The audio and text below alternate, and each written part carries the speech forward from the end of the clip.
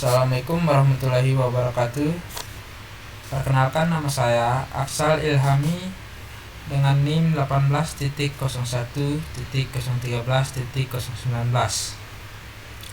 Di sini saya akan mempresentasikan hasil laporan penelitian saya yang berjudul tentang implementasi basis data persediaan barang dan penjualan pada toko sepatu karya Jujur Taliwang. Latar belakang. Teknologi informasi merupakan salah satu hal yang tidak akan lepas dari kehidupan manusia. Tanpa adanya teknologi informasi, manusia akan kesulitan untuk berkomunikasi dan menyampaikan informasi. Kebutuhan manusia akan teknologi dan informasi yang cepat dan akurat membuat perkembangan informasi yang sangat pesat. Teknologi informasi yang semakin berkembang pesat tentu sangat berpengaruh besar dalam kehidupan, terutama dalam dunia bisnis.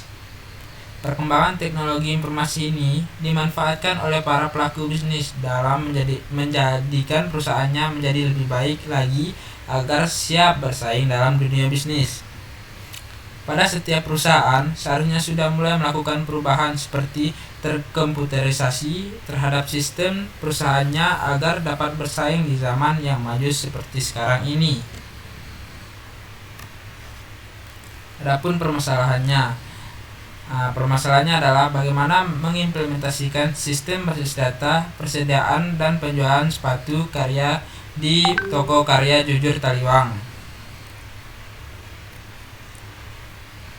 Tujuan penelitian. Di sini tujuan penelitiannya adalah untuk mengimplementasikan basis data persediaan barang dan penjualan pada toko sepatu karya Jujur Taliwang. Implementasi. Tahap implementasi memiliki beberapa tujuan, yaitu untuk melakukan kegiatan spesifikasi rancangan logikal ke dalam kegiatan yang sebenarnya dari sistem yang akan dibangun atau dikembangkan, lalu mengimplementasikan sistem yang baru tersebut ke dalam bahasa pemrograman yang paling sesuai.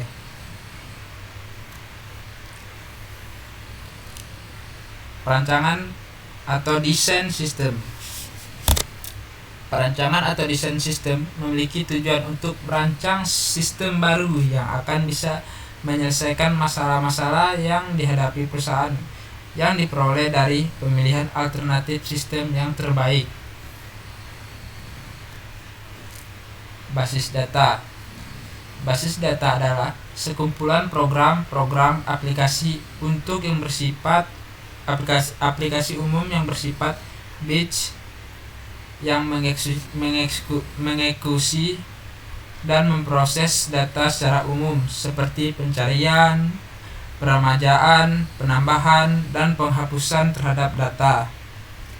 Selanjutnya, SQL. SQL, Structure Query Language atau disingkat dengan SQL, merupakan bahasa query standar yang digunakan untuk mengakses basis data relasional dan bersifat non-prosedural. PHP atau Hypertext Processor merupakan suatu bahasa pemrograman yang difungsikan untuk membangun suatu website dinamis. PHP menyatu dengan kode HTML. HTML digunakan sebagai pembangun atau fondasi dari kerangka layout web, sedangkan PHP difungsikan sebagai prosesnya, sehingga dengan adanya PHP tersebut, sebuah web akan sangat mudah dikelola. Persediaan. Persediaan adalah barang-barang yang dimiliki untuk dijual kembali atau memproduksi barang-barang yang akan dijual. Barang atau komoditas dalam pengertian ekonomi adalah suatu objek atau jasa yang memiliki nilai. Nilai suatu barang akan ditentukan karena barang itu mempunyai kemampuan untuk dapat memenuhi kebutuhan. UML yang merupakan singkatan dari Unified Modeling Language adalah bahasa visual untuk pemodelan dan komunikasi mengenai sebuah sistem dengan menggunakan diagram dan teks-teks pendukung.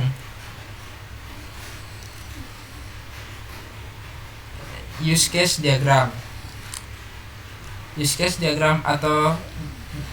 case atau diagram digunakan untuk mengetahui fungsi apa saja yang ada di dalam sebuah sistem informasi dan siapa saja yang berhak menggunakan fungsi-fungsi itu. Use case mendeskripsikan sebuah interaksi antara satu atau lebih aktor dengan sistem informasi yang akan dibuat. Metode yang digunakan. Metode yang digunakan di sini metode yang digunakan dalam penelitian ini yaitu metode pengembangan sistem. Yang digunakan adalah metode prototyping. Model prototype dapat digunakan untuk menyambungkan ketika pemahaman pelanggan mengenai hal teknis dan memperjelas spesifikasi kebutuhan yang diinginkan pelanggan kepada pengembang perangkat lunak. Teknik pengumpulan data. Di sini teknik pengumpulan datanya pertama ada studi kepustakaan atau literatur. Data diperoleh melalui studi kepustakaan literatur yaitu dengan cara mencari bahan dari internet, jurnal, dan perpustakaan serta buku yang sesuai dengan objek yang akan diteliti. Kedua, observasi. Observasi yaitu dengan melakukan pengamatan langsung terhadap objek serta mengumpulkan data-data dan informasi yang dibutuhkan. Ketiga, ada wawancara. Mengadakan tanya jawab langsung dengan karyawan toko sepatu Garage Taliwang yang bersangkutan mengenai data-data yang dibutuhkan. Instrumen penelitian. Instrumen penelitian adalah alat ukur yang digunakan untuk mengumpulkan data atau informasi dalam sebuah penelitian. Ada banyak sekali instrumen penelitian yang bisa digunakan. Peneliti menggunakan metode skala bertingkat. Metode skala bertingkat merupakan instrumen penelitian yang berisi pernyataan dan nilai dengan tingkat atau rentang tertentu yang ditentukan oleh peneliti. Alat tambahan. Di sini alat tambahan yang digunakan untuk penelitian yaitu pertama perangkat keras atau hardware. Perangkat keras yang digunakan adalah laptop. Kedua, perangkat lunak software. Pertama ada Windows 7, Microsoft Word 2007, XAMPP, MySQL, Dreamweaver. Lokasi penelitian ini dilakukan di toko sepatu Garage Taliwang, Jalan Sultan Syahrir, Taliwang, Kabupaten Sumbawa Barat, Nusa Tenggara Barat. Kode pos 84455. Selanjutnya, hasil dan pembahasan. Hasil dan pembahasan rancangan proses use case. Hasil rancangan use case diagram bisa teman-teman lihat di samping gambarnya. Di sini ada 3, manajer, karyawan, dan supplier. Mereka saling terhubung.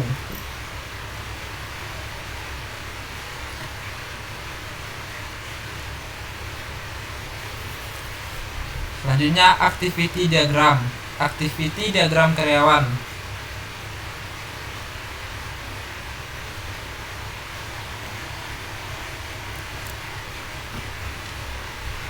Apa jelaskan itu?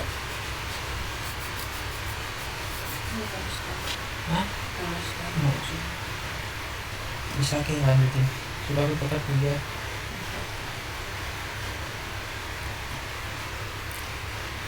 Activity diagram karyawan. Pertama, segi 4 untuk memulai. Terus turun ke bawah, login. Terus menurun lagi, proses menampilkan menu utama.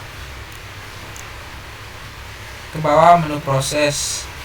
Proses ini ada 3 proses. Yang pertama, melakukan transaksi penjualan, mengolah data barang, menghasilkan laporan penjualan.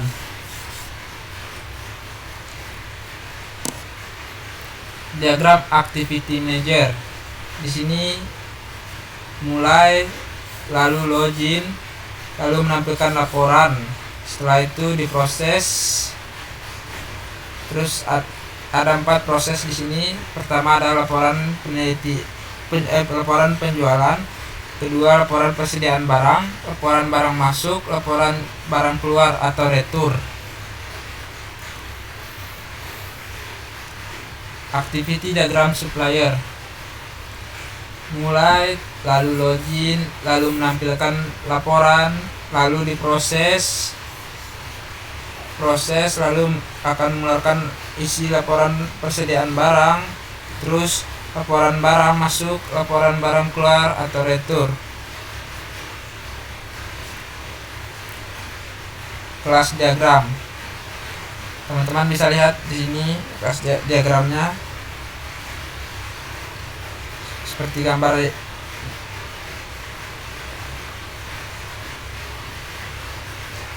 Rancangan database barang, database persediaan barang. Di sini teman-teman bisa lihat. Nah, ada kode barang, fieldnya, kode barang, nama barang, harga, warna, ukuran, kategori, stok awal, laku, barang masuk, barang retur maksudnya barang keluar, stok akhir. Menggunakan tipe data bar chart dan panjangnya 15. Di sini panjang maksimalnya adalah 25. Selanjutnya data barang masuk. Field pertama ada kode barang, nama barang, tanggal, harga, ukuran, dan jumlah. Tipe datanya bar chart. Kode barang tipe datanya bar chart, nama barang tipe datanya bar chart, tanggal date, harga chart, ukuran bar chart, jumlah juga bar chart. Panjangnya bisa teman-teman lihat 15, 25, 8, 15, 10, 10. Maksimal di sini adalah memiliki 25. Maksimal panjangnya adalah 25. Data retur barang atau data barang keluar. Field kode barang, tipe datanya bar chart seperti tadi, panjangnya 15. Kedua ada nama barang, bar chart, panjangnya 25. Tanggal date, tipe datanya date, panjangnya 28. Harga, tipe datanya chart, panjang 15. Ukuran bar chart, panjangnya 10. Jumlah, tipe datanya bar chart, panjangnya 10. Perancangan basis data fisikal.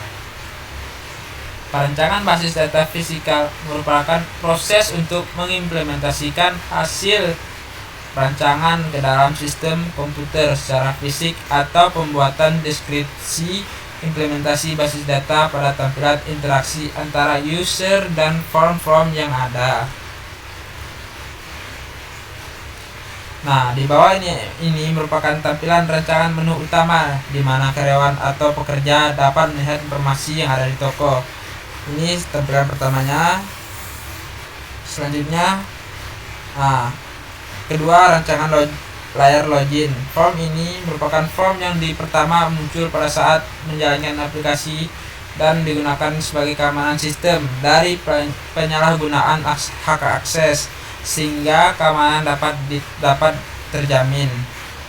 Di sini ada fitur ID karyawan, password, terus login, cancel. Di sini pekerja atau karyawan bisa masukin ID-nya, terus passwordnya, lalu login. Bisa juga di cancel. Pada gambar perancangan login akan diminta untuk verifikasi terlebih dahulu agar masukkan ID karyawan dan password. Setelah semuanya telah diisi dengan benar, klik login maka akan diarahkan ke halaman selanjutnya. Selanjutnya, form supplier. Di bawah ini merupakan tampilan supplier yang berfungsi untuk memasukkan data supplier, merubah data supplier, serta menghapus data supplier. Nah, di sini ada ID supplier. Di bawah ini ada tempat edit, masukkan data bisa, mengedit data atau merubah data juga bisa. Dan samping kanannya ada delete, fitur delete dapat menghapus data yang tidak penting atau data yang ingin dihapus. Selanjutnya form persediaan barang. Pada tampilan menu persediaan barang yang terdapat pilihan menu yaitu pertama kode barang, print dan edit.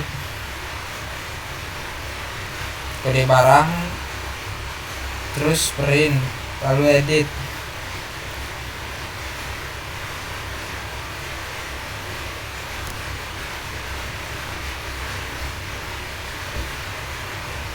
Selanjutnya form penjualan. Pada menu penjualan barang terdapat pilihan menu yaitu data penjualan,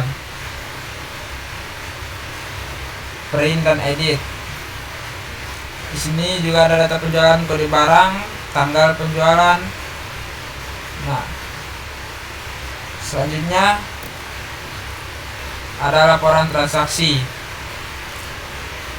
Gambar di bawah ini yaitu menjelaskan nota transaksi penjualan barang. Di sini ada tanggal transaksinya, nomor notanya, nama karyawan, kode barang, nama barang, kategori,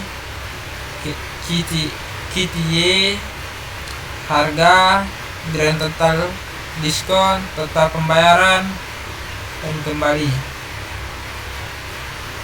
Selanjutnya laporan persediaan barang. Di bawah ini tampilan menu laporan persediaan barang yang berfungsi mengetahui jumlah stok atau persediaan barang, baik barang masuk maupun barang keluar atau sudah terjual.